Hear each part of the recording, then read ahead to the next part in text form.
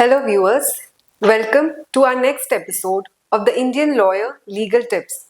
Today, with us, we have an expert, Mrs. Sushila Ram Verma, advocate and chief consultant of the Indian Lawyer and Allied Services, who has graced us with her presence to share with us a few important legal tips that have to be followed before purchasing an immovable property in India. Welcome, ma'am. Thank you, Harini. I think you've chosen a great topic, and I think it's extremely important because many people buy properties. So, ma'am, to begin with our today's session, we all know that real estate sector is a very booming sector in India, and the demand for residential and commercial properties and plots of land, etc., are always on the high.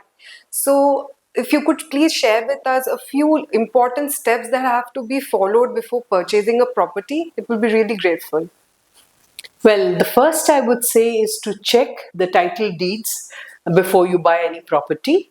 You should check the title deeds not only of the present owner but also the previous owners, and you should try and go back to at least 30 years. Over and above that, you must get a due diligence done for the property by a lawyer.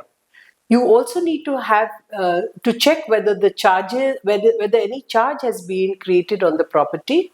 You also should go and do a physical examination of the property and see whether it is the way the seller has promised you. And most importantly, I would advise that please find out about the antecedents of the seller. Find out from people what type of person he is, because today there are many frauds in the market who are selling the same property over and over again.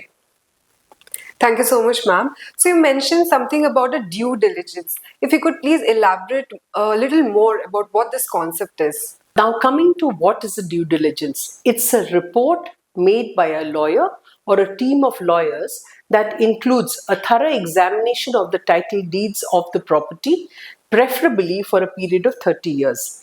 Then it also includes a comparison of the deed that has been given to the buyer with the originals. It includes it includes scrutiny of all the taxes that have been paid for the property, checking of the SRO and other mutation records, checking if the sale has been done by a power of attorney, and if yes, whether the power of attorney is valid and binding, whether it is enforceable in a court of law. Also, to ascertain whether the land falls within the category of agricultural or whether it is a commercial property or a private or a government land. Then one can also check whether a mortgage has been created on the property, and also to check whether the property that is being sold, for instance, if it's a flat, whether it's meeting the requirements of the building plan that has been sanctioned by the authorities. And I would say also the lawyer would check whether the occupancy certificate is available, the completion certificate is available, and then they can verify the carpet area, the super built area, etc. So the due diligence report is a master guide from a lawyer as to whether or not you should buy the Well, that's quite a process. Thank you, ma'am.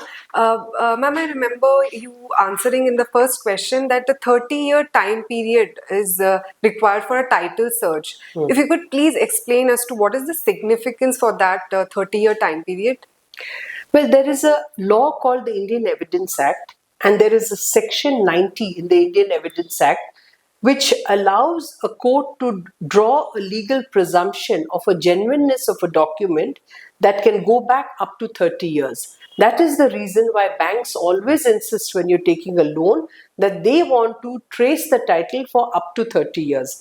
Once they can show that there is an authenticity of the title for 30 years, you can be sure that you are getting a genuine property. So the real estate transaction involves huge documentation, and one of the most essential and primary documents is an agreement to sell. So ma'am, if you could please explain what is an agreement to sell and what could possibly be the essential ingredients of this particular document.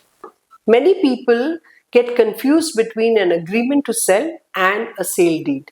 There is a difference between both the documents. An agreement to sell is the first document that is there when you are entering into the sale of a property. This agreement to sell basically sets out the terms and conditions which the parties will agree to when they have decided to buy or sell a property. Essentially, this agreement will set out the price, it will set out how much advance is to be paid, it will set out what is the timelines within which the payment has to be made, and most importantly, what happens if the payment is not made, say, within a period of 90 days, if they have agreed to 90 days. Whether that money will be foreclosed, that is, the seller will take the money and keep it for himself, or whether the buyer will refund it after making some deductions. So this document is a preliminary document and is something that must be drafted by the lawyers before one enters into any property transactions.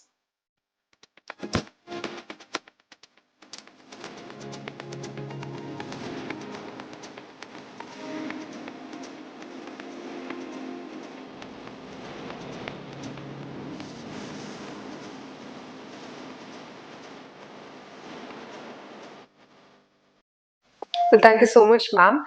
Speaking about the second most important document that is involved in a sale transaction is a sale deed. So, if you could please explain to our viewers what is this particular document, a sale deed, and what again would be the essential clauses of such a document. Now, a sale deed is the second document. It is probably the most important document in any property transaction. This document decides the rights of the seller as well as the buyer. It passes on the title of the property from the seller to the buyer. It sets out the price that has to be paid, that it has been paid, and that the sale has been completed. It also sets out other obligations on the seller, that he has to cooperate with the buyer if it's a new place, to get the electricity connection, to get the gas connection, etc. Also, a sale deed is the final document by which a buyer can claim title to a property. Now, a small word of caution to anybody who's interested in buying immovable property: you have spent a lifetime of your savings. Please do not make the mistake of getting a sale deed done by a property dealer, or taking out a print from a computer generated sale deed, because your investment is your lifetime's investment and you must get it vetted by a lawyer. If you are spending 1 crore of rupees, spending another 1 lakh on legal documentation is not a very big amount.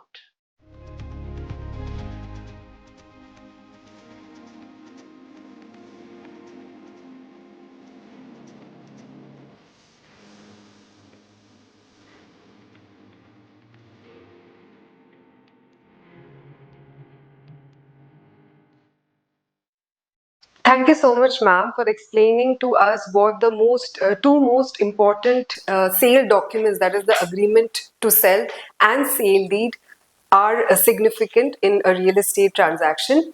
If you could also explain to our viewers as to what could possibly be the legal remedy just in case they get caught in a fraudulent sale transaction. So, what is the next steps that they should take? Yes, this is an extremely important question. Frauds are happening in the real estate market all the time. So if you realize you have been made a victim of a fraud, I would say you should immediately go to the sub-registrar where the document has been registered and make a complaint. Thereafter, you must pursue the matter in a court of law. Just by having a dialogue with the seller is not enough. You must invoke the provisions of law, go to a court. If the seller is not available, then make a complaint to the police. But the entire mechanism of redressal must be set to work immediately without wasting time. Thank you, ma'am. So, moving on to our last question. So far, we have understood the theoretical aspects of a sale transaction. But if you could also share with us the practical reality through any recent case law in which the court must have interpreted the legal remedies available in case of a fraudulent transaction. Now, the first thing I would always tell all viewers is please be vigilant about your rights. You cannot sleep over your rights and then one fine day get up and say, I have been cheated. The case I'm going to discuss is a case called Ramaswamy versus V.K. Senthil, which has been decided by the Supreme Court of India in 2022.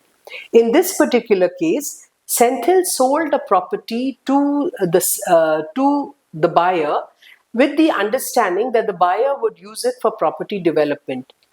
The deal was completed and Senthil took his money and went away. Over a period of time, Senthil realized that the property was not going to be used for joint development or joint property development as agreed between the partners. He went through the deed and realized that that particular clause was missing. So immediately he went to a trial court and filed a case that the sale should be set aside because he was not aware of the fraud that had been committed in the document. The trial court as well as the High Court agreed with him and set aside the sale. But when the matter came up to the Supreme Court was of the view that Senthil had executed the deed in 2005, but he slept over his rights till 2015. If he had to take action, he should have done it immediately. There is, of course, a clause in law which says that once you discover the fraud, you can count the limitation from the period of the fraud. But in this particular case, though Senthil had alleged that there was a fraud, he was never able to prove it. The Supreme Court disallowed this particular case because the Supreme Court felt that Senthil had slept over his rights for 10 years, whereas limitation is for 3-year period. And even if he claimed that there was fraud, he was not able to prove the fraud. So, dear viewers, I would always advise that property deals must be done very carefully with the intervention of a lawyer, and one should not look at making this mistake of being penny wise and pound foolish and overlooking the fact that a lawyer is required for these deals.